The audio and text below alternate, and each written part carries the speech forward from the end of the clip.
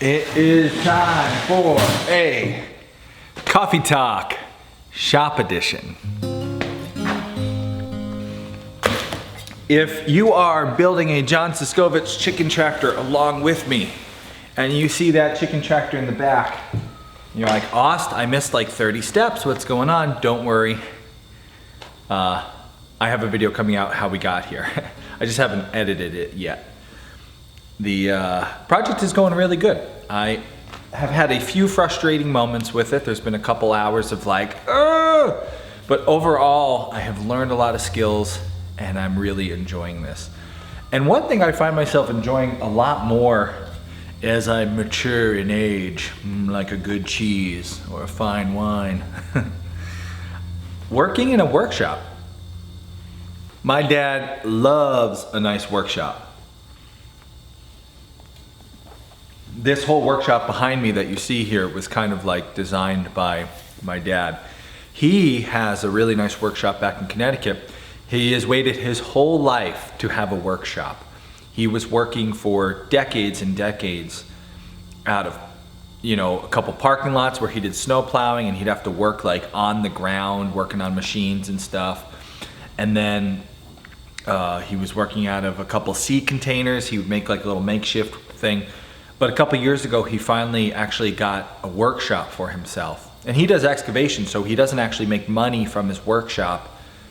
It's not like he's building things that he sells or anything, but just having the space to work on your things. He loved it. He was so thrilled to finally have it, and he guarded it. You'd ask him like, hey dad, do you mind if I park the boat in your workshop? And he'd be like, no. My dad never says no. You could ask him for the shirt off your back and he'd be like, here you go. Well, he wouldn't rip it, then it would be pointless to give to you. That'd be like a jerk move, and my dad is not a jerk. No, he'd just give you the shirt. But man, you ask him to put something in his workshop, you're his only son, his beloved son, he'd say nope.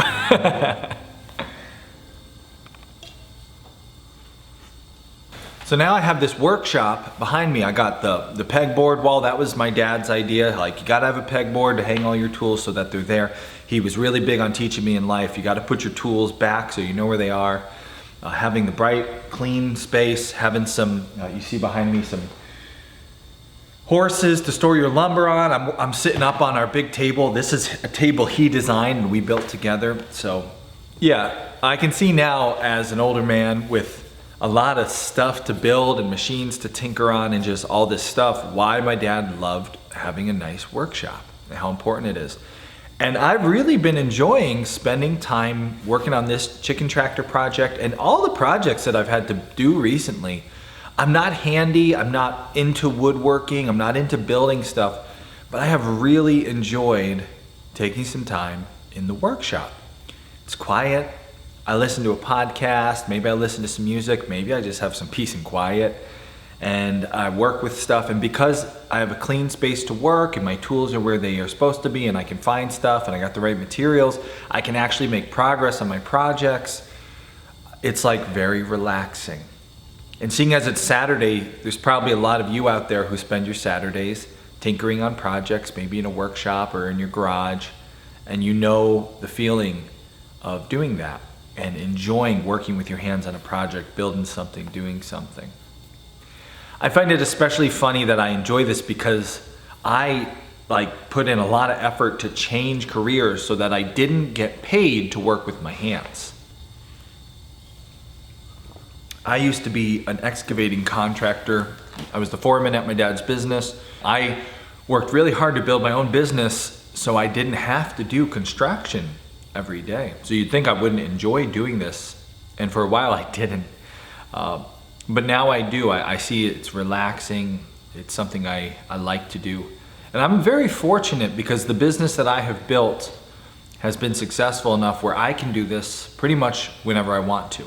I can take some time to work in my workshop on a project, build a thing I need to build for the farm.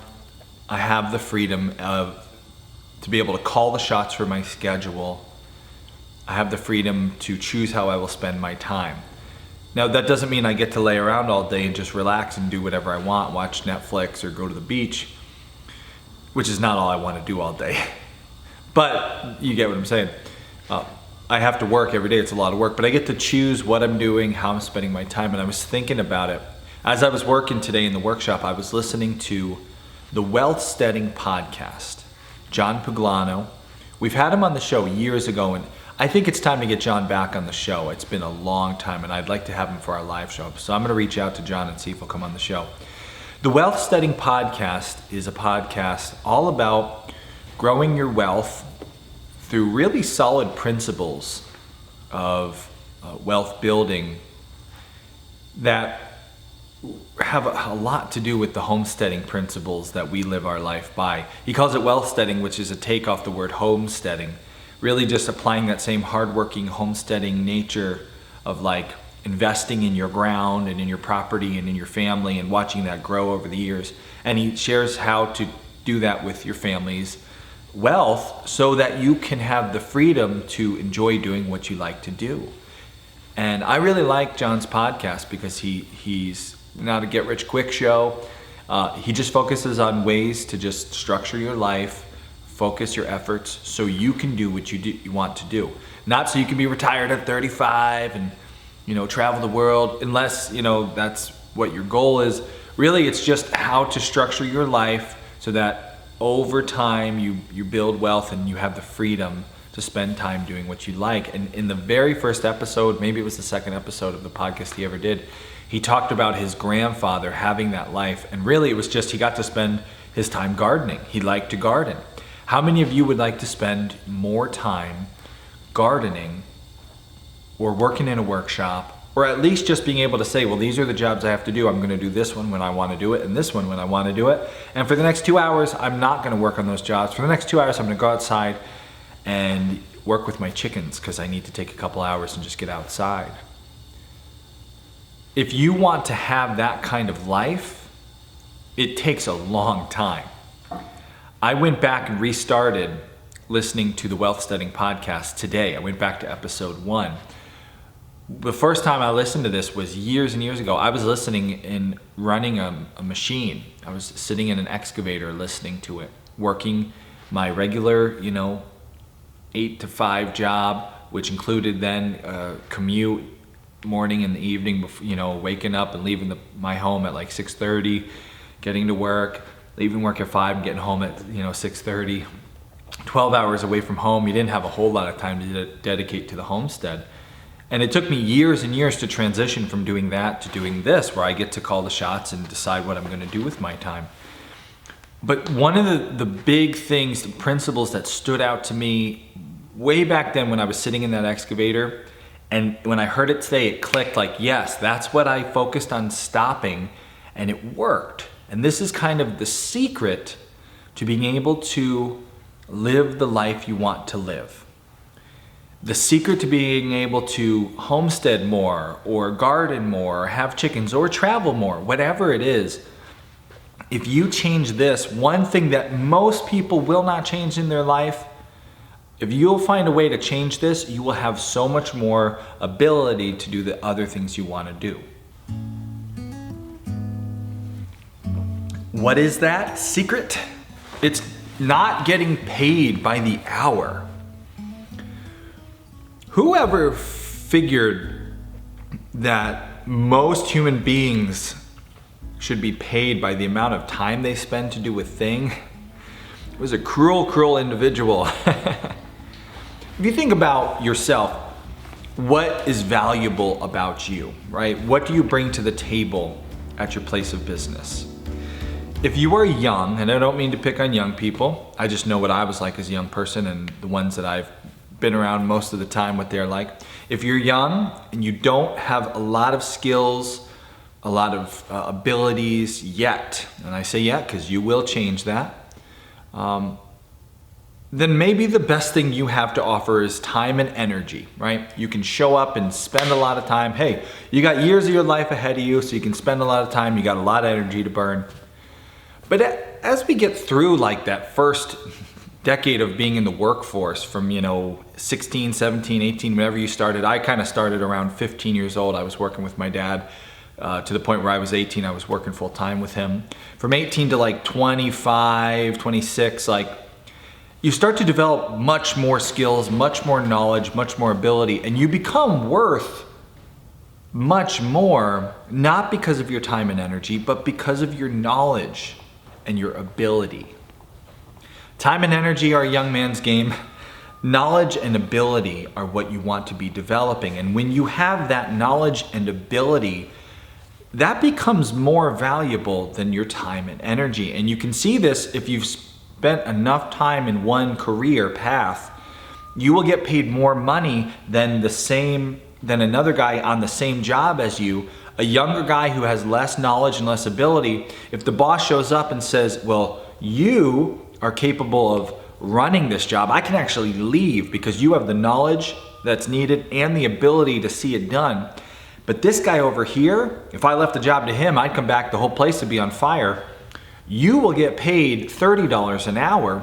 He will get paid $15 an hour. So there's your boss admitting like you are worth more, not because you have more time or energy than this guy. No, you're worth more because of your knowledge and your ability. As we realize like we have this knowledge and this ability that is worth more than our time and our energy, we should take over that. We should control that and say, you know what? I'm worth something because of my knowledge and my ability.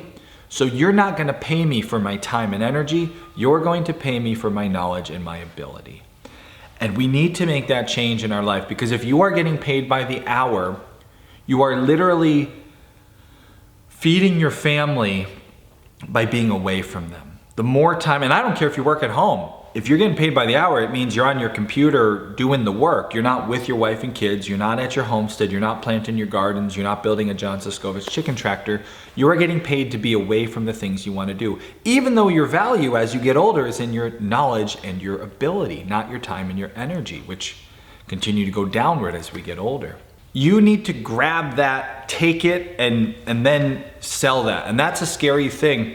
In the couple of first episodes of the Wealth Studying Podcast, John Puglano talks about you spend about 7 years as an apprentice learning things. And that's that time and energy period of your life where you're just soaking up stuff. You're spending a lot of time doing something. You have a lot of energy. You're getting paid by the hour, hopefully. Maybe you're not even getting paid. Maybe you're paying someone else to teach you these things. But the next stage towards building this wealth is entrepreneurship. And that's where you start to make your own business, or at least treating yourself as your own business, even if you are an employee. You start to control what you're paid for. You start to control how you're compensated. And really, the quicker in your life you can transition from being paid by the hour to being paid by your knowledge and your ability, the better. And even those of us who are entrepreneurs can shoot ourselves in the foot with this. Let's say you've made the leap. You're going to make the leap and you say, you know what? I have a lot of knowledge and ability in my field. I think I could do it on my own. I don't need to work here. I'm going to start up my own business. And then you go out and you bid a job, and the first thing you do is say, well, this job will probably take us about a week, but I'm not really sure. So what I'm going to do is I'm going to give you an hourly figure and we'll just charge you by the hour. When I used to build websites, I don't think I ever built a website for by the hour work. Now, from time to time, people came to me with an already existing website and they wanted something changed, and I had no idea how much time it would take me. And I was like, well, I don't really know. So I'll charge you this much by the hour. But for the most part, if you came to me and said, Austin, build me a website, I would give you a one lump sum. It's gonna be this much money, boom. And if I got it done quick, then the rest of that time was my own. If it took me too long and it went over, it was my loss. That's what happens when you're an entrepreneur. You can lose value, you can lose, your time's worth. But the next time I would bid that job, I would bid it higher. I would learn from that experience and I wouldn't make that mistake again. As you start to get paid for your knowledge and your ability and not your time and energy, you will start to see that you have more time to do the things you want to do. If you love tinkering in your workshop, working on your farm, growing a garden, here it is Saturday, we're having our Saturday morning coffee talk. Maybe you got a day ahead of you where you're doing the things you want, but you only get to do that on Saturday. Why? Is it because you're being paid to spend your whole week 9 to 5 somewhere else on something else? That's not the only way. So how do you make the transition? It's never been easier. It's never been easier to make the transition from a full-time gig. I did a whole podcast live show recently on starting a side hustle. Click there to watch it. I talk about how to start up something on the side with the help of the internet. You can get something going where you can help spread the word that you're doing this. Maybe you're already getting paid at your job by the hour to be a carpenter. That doesn't mean you can't go on the weekend and start your own little carpentry thing on the side and start getting some customers on the side to do handyman projects or whatever it is. Start building that side hustle. You don't have to go cold turkey. You don't have to quit your day job and go start your own business. Start a side hustle. In the beginning, you'll go from spending 9 to 5 working Monday through Friday and having weekends off to working like 7 to 7, 9 to 5 at your job, but then the other extra hours on your new side hustle, and you'll spend your weekends doing your side hustle. In the beginning, it will take you more time, but that's your exit path. And it took me when I finally started leaning hard into Homesteady, it probably took me about 4 years to go from side hustle to full-time on it. And it took a lot of risk, and it was scary, and it was hard. And actually during that time, I also was running my marketing business. So really Homesteady took even longer. It was the marketing business that got me here. But the point is, you gotta start getting paid for your knowledge and your ability, not your time or your energy. Find a way to monetize the things you know, your abilities, and don't go and charge by the hour. Stop doing that. Your time is way more precious than what anybody's willing to pay. I mean, within reason. If someone give me $1 million, sure, I'll take a couple hours and work on a project. But for the most part, what people are willing to pay you for your time, think about it. You can always make more money. You can't always make more time. And it's precious. So try to find ways in your life to change that, to shift that. Hope you enjoyed today's coffee talk. It was brought to you by the Homesteady Camel Train. We're doing 100 days of videos, and we have a Camel Train shout out for you today. Today's Camel Train shout out goes to Jesse from Minnesota. Jesse said, "It's been such a pleasure watching your videos while I'm deployed in Iraq." Jesse says, "I really hope I can find a place to homestead when I return home." I hope you can too, Jesse. That would be such a great way to transition from what you're doing right now to come home and start homesteading. I think that'd be really great. My grandfather, if you saw the episode about my grandfather, he was a veteran. He left the farm to go serve. You'd be doing the opposite, leaving the service to come and farm. And I think you would really enjoy it. Jesse has raised chickens in the past and is looking to expand and is really interested in raising healthy food for the family. That's why we're doing this, Jesse. That's why we started the Camel Train, was to inspire others to grow their own food for their families and show all the different ways that we're doing that.